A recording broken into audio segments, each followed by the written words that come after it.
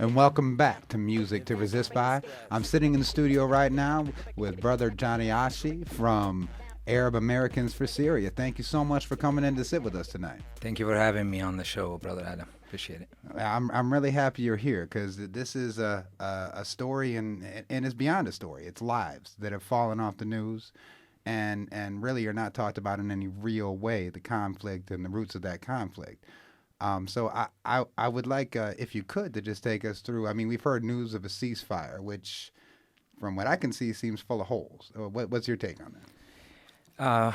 Last Friday, which is today, would be almost a week and a few days, the United Nations Council adopted a resolution drafted by the U.S. and Russia that endorses a ceasefire deal. With UN Syria envoy Staffan de Mistura saying Syrian peace talks might resume if the ceasefire holds, might resume on March 7th. Now, keep in mind, no Syrian have signed anything. So this is not an official ceasefire. Again, it's done by 15 countries trying to end this crisis. I think the West, mainly United States, have felt it's gone too deep into this. They backed the wrong guy. They bet on the wrong horse. And they need a way out. And armed the wrong militants as well. And armed the wrong militants. And they need a way out. And I think this is great for Syria, but we still need to see how long is this going to hold. Yeah. Well, now, that's a good point. You said that no Syrian has signed anything. So, I mean, the way this is presented to us in the Western media is as a civil war, but it's not really that at all. I mean, we have 4 NATO countries in there, all doing bombing raids right now.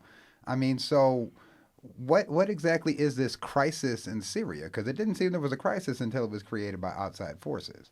Exactly. I mean, this myth about being a civil war in Syria, it's nothing but a civil war. Honestly, it's everything but, I should say, a civil war. Civil war is where different ethnic groups or different sectarian groups are fighting each other. I'll give you an example. I'm from Damascus, and Damascus is the biggest city in Syria.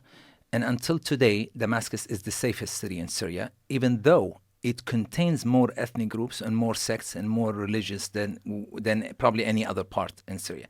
So the idea is an area that these Islamist terrorist groups did not enter, the cities have been safe, remained safe. Right. So if there was a civil war in Syria, Damascus would have been the first place to have a civil war. On the contrary, people in Syria don't know who is Muslim and who is Christian, who is Shiite and who is Sunni, who is Kurd and who is Arab.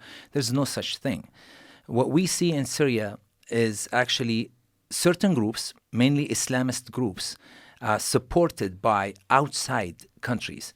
You have what we call the American opposition. Yeah. And those opposition actually live in these countries that support them. So you have the American groups, you have the French, you have let's break that down. Who are the American groups and the French groups so we can break it down for our listeners? Very simple. The Americans want they want a government in Syria that's puppet to the American interest in the region. The French have their own interest. Syria was a colony by France for a long time, and they wish they never left. They wanted to keep, Syria. Syria is a corridor to the world. Yeah. You have to understand. Syria is the liaison between West and East. To control Syria is you control the trade in the world. The gas, the Qatari gas, cannot pass to Eastern Europe but through Syria. So that tells you why Qatar is involved. Saudi influence in supporting these terrorist groups. You say, why would they? Because Syria is a secular nation. It's too dangerous to have such a democratic, secular nation in the region when you have the least democratic country in the world next door. So eventually, there should be a revolt in Saudi Arabia, not in Syria, where freedom is at least on, if you want to consider it on Middle East standard, is the highest, it's the best there is. So the Turkish, of course, they have their Ottoman Empire, they've ruled Syria for 400 years, they would love to relive their dreams or their fantasies, let's put it. So every one of these nations have their goals, and they support certain groups. So you have different opposition groups, all of them are expatriates, are supported by these different various groups to take over Syria, to end the regime of the nationalist, secularist government in Syria and make it a their own. So when we talk about opposition, we're not talking about Syrian nationalist opposition, because there's plenty of them in Syria. And don't get me wrong, they have the right to share in the government, and I'm not saying the Syrian government is an ideal government. Yeah. No such thing. But President Assad is a reformist. Yeah. What he's done in the last 10 years before this crisis started, no one has ever done. Open up the country. There's more freedom and more economic relief in Syria than you would see in most countries. Saudi Arabia, the richest country in the world, you have over 8 million people that live under poverty line. Yeah. In Syria, we are more of a socialist regime, yes, but everyone has education, medical. I mean, it's a comfortable country. No one is homeless in Syria, and that's when I hear the opposition speak, and it's a shame, because they haven't been to Syria in the last 30 years. And throughout this crisis, I've actually been 7 times since this crisis started. Right. People never needed to revolt. Okay, I can understand the Arab Springs. Yes, it gives a chance for people to reform. They wanted faster reform. And I tell you, it was a popular movement by the educated in the beginning that didn't resort to violence whatsoever. That was hijacked. You're talking about in Syria? In Syria in 2011, there's something called Arab Springs, which I consider it more than an Arab fall, really. Yeah. Because it was nothing but an attempt to continue the regime change that the United States had planned for. As we saw in Egypt, as we saw in Libya. Yeah. I mean, it's a plan they had since 9/11, to go in and change some countries, because now they can. They can use that war on terror, pretext. Let's put it that way. So in Syria, it was hijacked immediately by the Islamists, by these terrorist groups who know nothing about freedom or rights. Because if they were to take power, which we've seen, any area they took in Syria, and the videos have explained it and showed it, they are going back maybe 1,500 years back to implement the Islamist rule that was never even implemented on the time of Muhammad, the Prophet. So they want to take us backward. And unfortunately, the United States see in these groups a way out. Even though we know that these groups are today, the United States supposedly fighting ISIS. I have evidence we'll talk about maybe later if we have time. Let's definitely do that. Yeah, because I feel you on that. I mean, yes, they're enemies of the United States. It's funny that many of the enemies we currently have, we created. Absolutely. And it's not a secret that, we created Al-Qaeda. Hillary Clinton said it in a Senate commissioner hearing when they said these people we're fighting today are the people we created. Yeah. We brought them, to fight the Soviet Union at the time, and we did believe that we broke the Soviet Union because of the Afghan trouble, and if we had to do it again, we'll do it again. So they will sleep with the devil if it helps their interest. Now, in Syria's case, back in 2011, like I said, there was a report that was released. It was a classified report by the Department Intelligence Agency in August 2012, a report that indicated that all the powers are fighting against Assad are all Islamist, Muslim Brotherhoods, and Al-Qaeda in Iraq. Right. To the absolute opposite to what the United States has been telling us for 5 years, that they're supporting moderate groups. There is no moderate groups that carries weapon and kills his own people. Yeah, that is sort of the anti-moderate thing, isn't it? There is no, until today. And finally, the Syrian people, and that's why the Syrian people are standing together, united, because they don't see anything wrong with the way they were living. We were living in peace for 7,000 years. Think of it this way. We've been attacked by a lot of nations, but we've never had such thing as civil war. Yeah. So a nation that had lived before even religions came about, you're not going to suddenly tell me they started killing each other. Okay, so we go back to that report. And the report, which I have in my hands right here, which was formerly classified, and now it's declassified, and dated back in 2012, it was circulated widely between all the various government agencies, including CENTCOM and the CIA and the FBI and the State Department. And the document shows that as early as 2012, U.S. intelligence predicted the rise of the Islamic State in Iraq and the Levant, ISIL or ISIS, back then. But instead of clearly fighting the group as an enemy or calling the group as an enemy, the report envisions the terror group as a U.S. strategic asset. So that group was given to the State Department back in 2012. While a number of analysts and journalists and people like myself who have been coming on KPFK for the last 5 years. On Didan Kamati show, On Rise Didan and Power, Kamati, the my late brother. Didan Kamati, yes. We have documented the role of Western intelligence agency in the formation and training of the various armed opposition in Syria. This report is actually the highest level internal U.S. intelligence confirmation of the theory that Western governments fundamentally see ISIS as their own tool for regime change in Syria.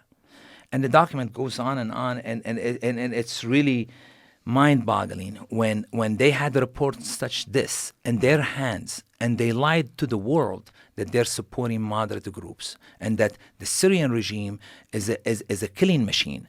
The Syrian army that's composed of maybe 400,000 Syrian people. It's mandatory, by the way, to serve in the army in Syria.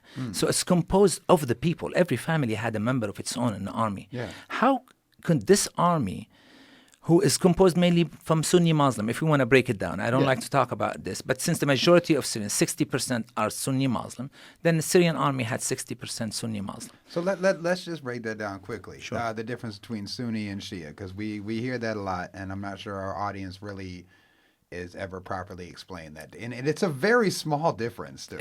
Honestly, I wish I knew.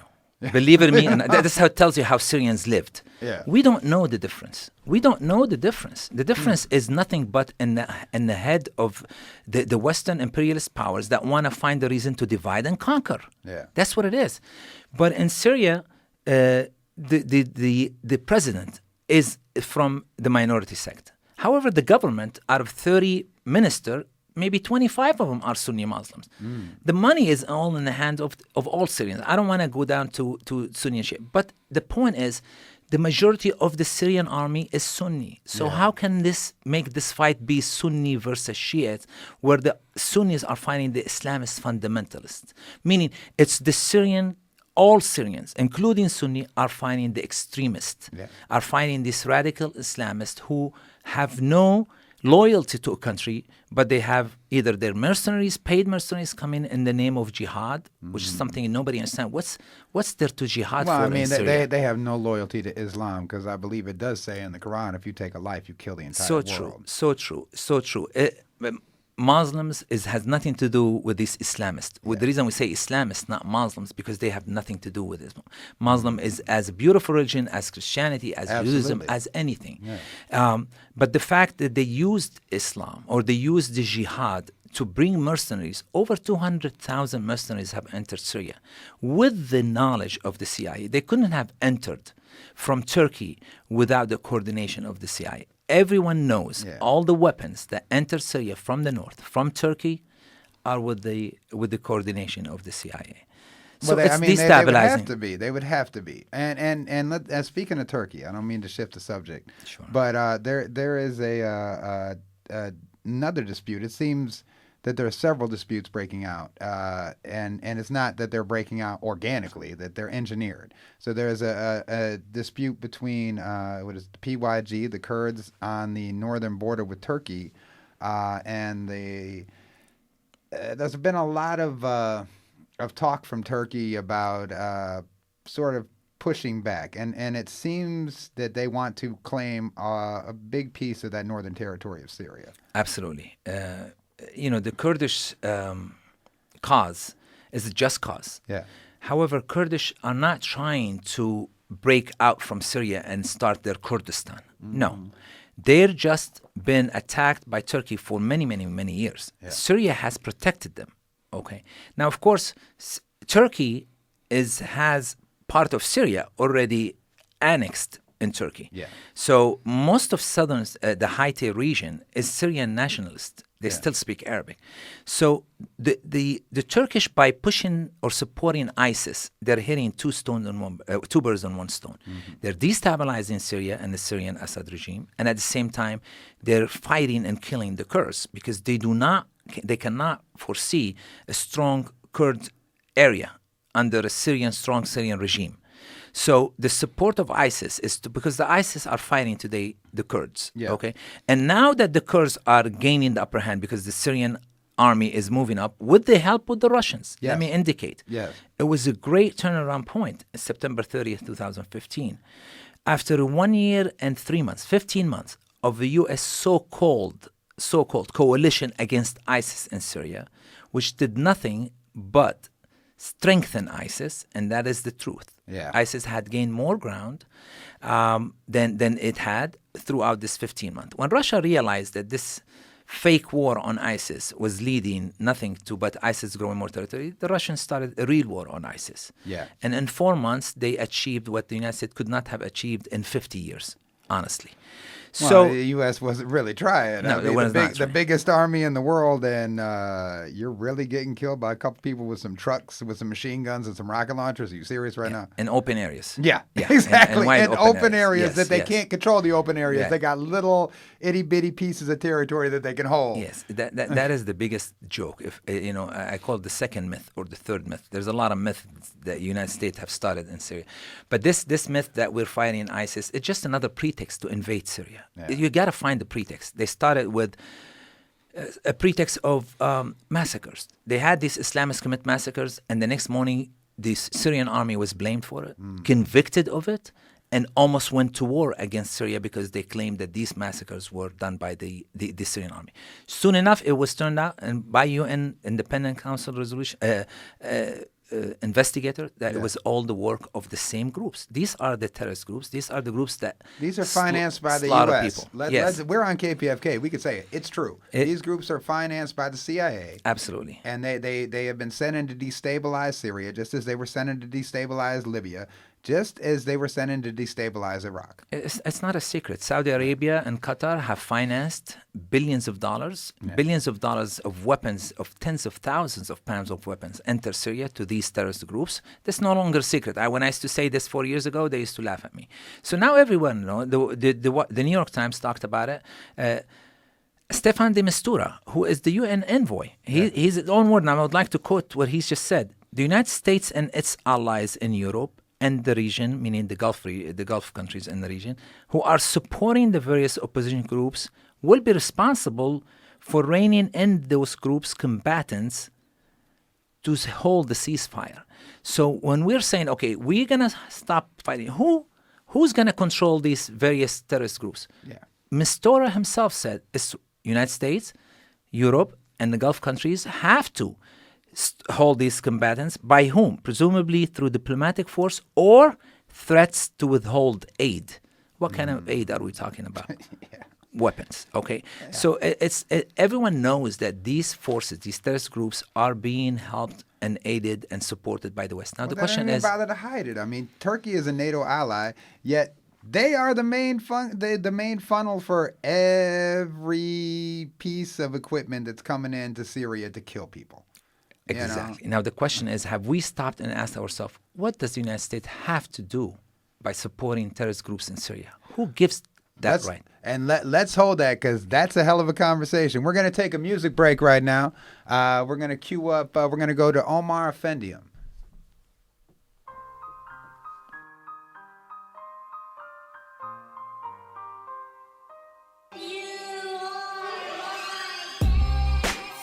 Hard living in the West when I know the East got the best of me. Could be looking in my eyes, but you never really see the rest of me, nah. Can you hear me, Masiri? Bilingual's what I'm blessed to be here.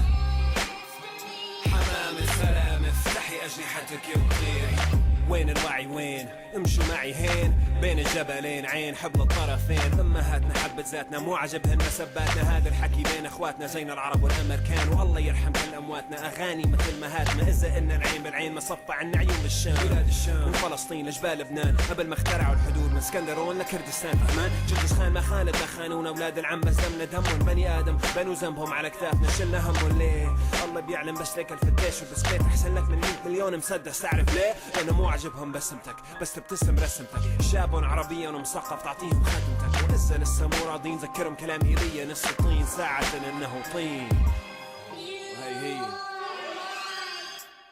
قضاء وقدر يا حبيبي. It's hard living in the West when I know the East got the best of me.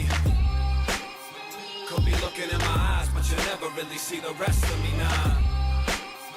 Can you hear me مصيري bilingual's what I'm blessed to be here حمام السلام افتحي أجنحتك وطيري I write right to left, you write left to right. Metaphor of a foreigner's plight, dressed to tight. Stereo and a mic, scenario of a fight. The burial of a white, imperial at his heights. A Turkish rap is the light, Semitic etiquette might. Just have you roll in your auras, poetic and light. And grab a hold of your sorrows to relieve your tomorrows. Make it easier to borrow the aesthetics you write. Like all the Arabic loan words from Spaniards and Maras. The calm of Inquisition, visions of horror. So who's the explorer? Really, was it Columbus, Muhammad al-Idrisi, or Alpha Rock? Throw a hops and jobs so while you figure it out I'm gonna start with a cipher, that's just suffer no doubt. So you might not have learned to live with me, but sure as hell can't without. I'm your destiny. It's hard living in the West when I know the East got the best of me. Could be looking in my eyes, but you never really see the rest of me now. Can you hear me, Masiri? Bilingual's what I'm blessed to be here. حمام السلام افتحي أجنحتك وطيري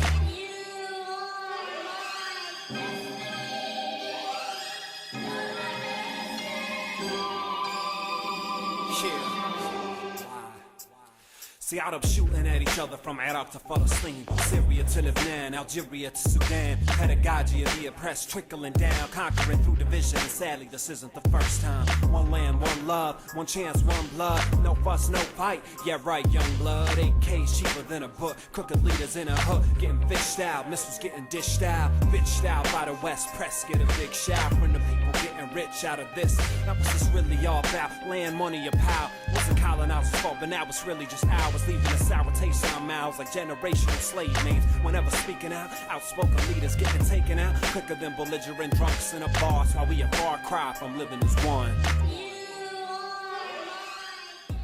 And welcome back to Music to Resist By. I'm Adam Rice. I'm in the studio with Johnny Achi, and we definitely want to take just a quick second to hit your pockets again, man. I know we've been doing it for about 4 weeks, but this is what it is. This is what it takes. No place else is going to bring you the truth. You know, you could turn on CNN, you could turn on MSNBC, you could pick up the New York Times, you could pick up the LA Times, you can hit the internet and hear a whole bunch of BS, but you can only get the truth in a real discussion right here on KPFK. So if this is the type of media you want, if this is the type of media you want to be a part of, call right now, 818-985-5735, 818-985-5735, and become a sustainer of this station. If we reach 30,000 sustainers, we only have to have one of these fund drives a year, and I promise you it's going to be awesome. You think it's great having Johnny here? Wait until we only had to have one fund drive a year and it's all special programming that you've never heard before. It's going to be amazing. So definitely give us a call, 818-985-5735. Pledge at any amount, but consider becoming a $10 a month sustainer. That is $120 a year. It comes directly off your credit card. You don't have to worry about it. 818-985-5735. And now let's get back to this, my brother, because we definitely want to talk about that. And we left off on a bit of a cliffhanger, man. So that's a good question. If this is a civil war, how are all the weapons coming from outside through a NATO ally? Absolutely. And that's the question that I would like the listeners to ask themselves. We went to Iraq, we killed maybe 1 million Iraqi, and then we lost a lot of great American servicemen and women in this war. And it will all turned out to be a lie, weapons of mass destruction that never existed.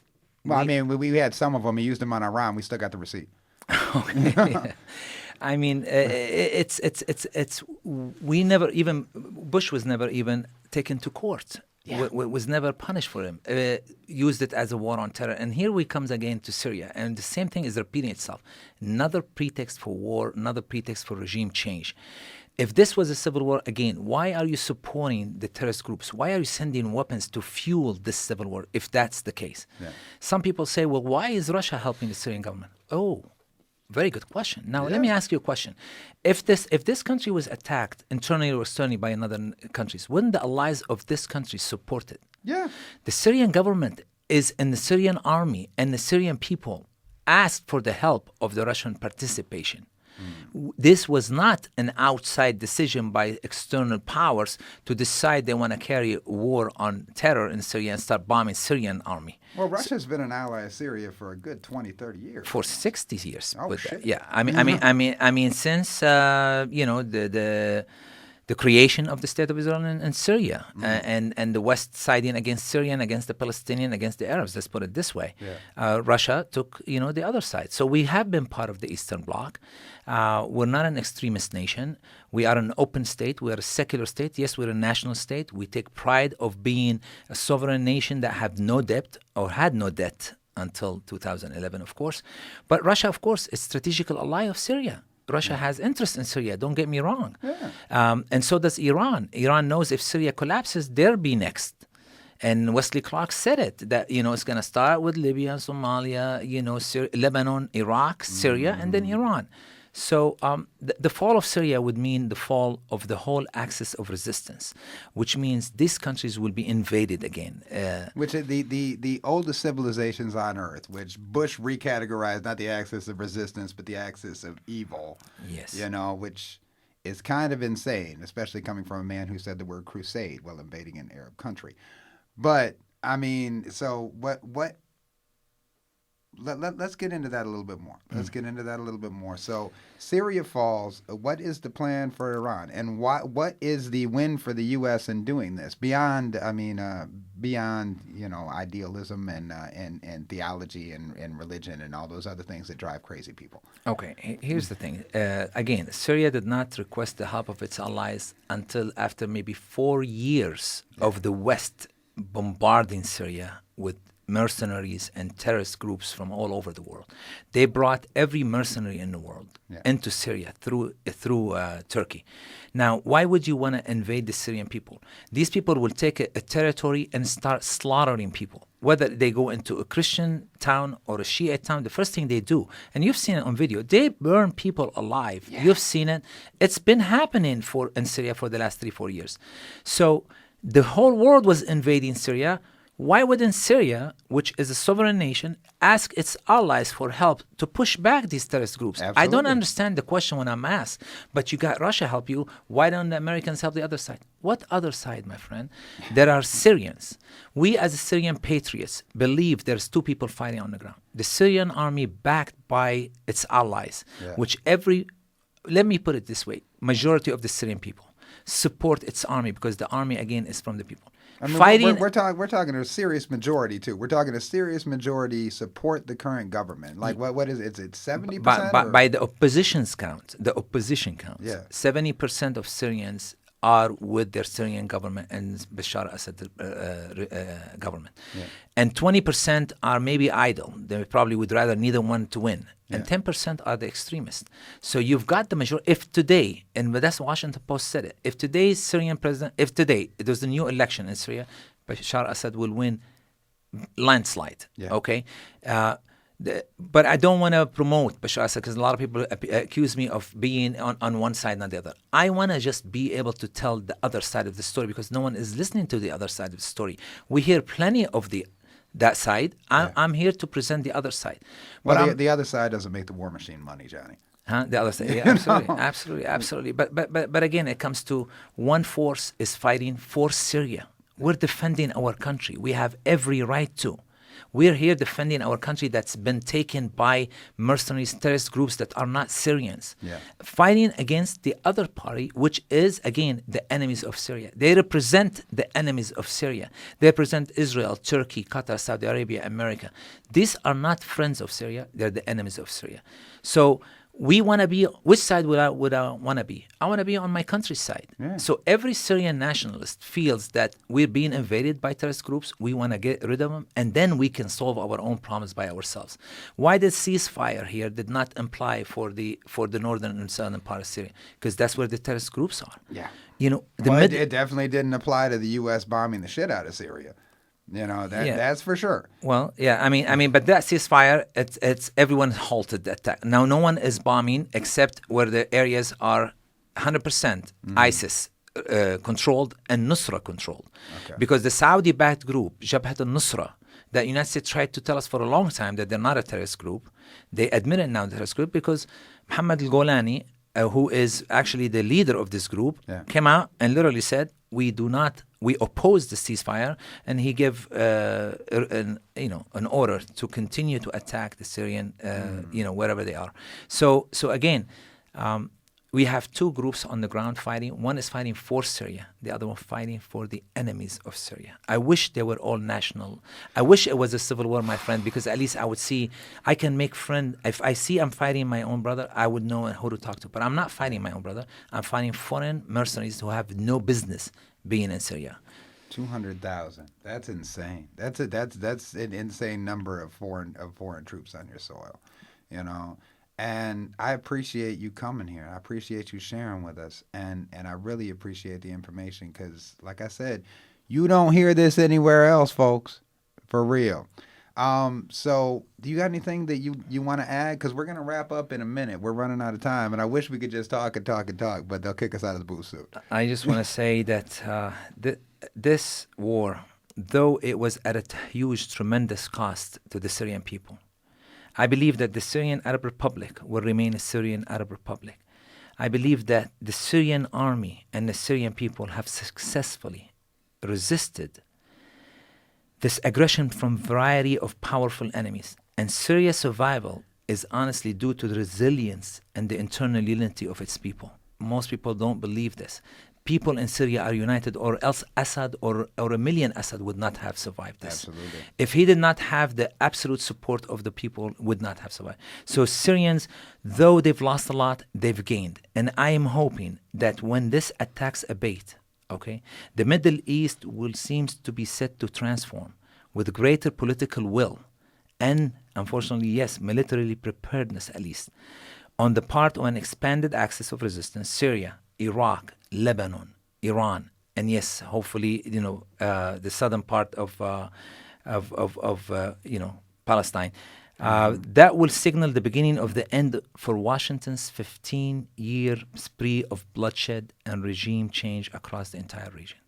Enough is enough. And let's be clear here, because that is a beautiful thing. But though in U.S. popular lore, and it is lore, it's not news, it's not information. In U.S. popular lore, those countries that you name coming together, especially in the interesting tradition of Christianity and not knowing how to read a Bible, signals the end times.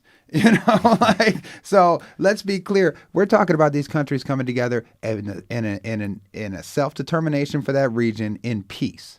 Absolutely, absolutely. Syria's never invaded the country, and it's all history. Syria's invaded today.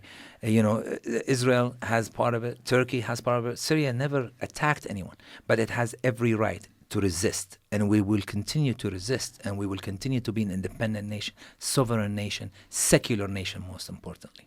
Oh, shoot, I hope so, my brother.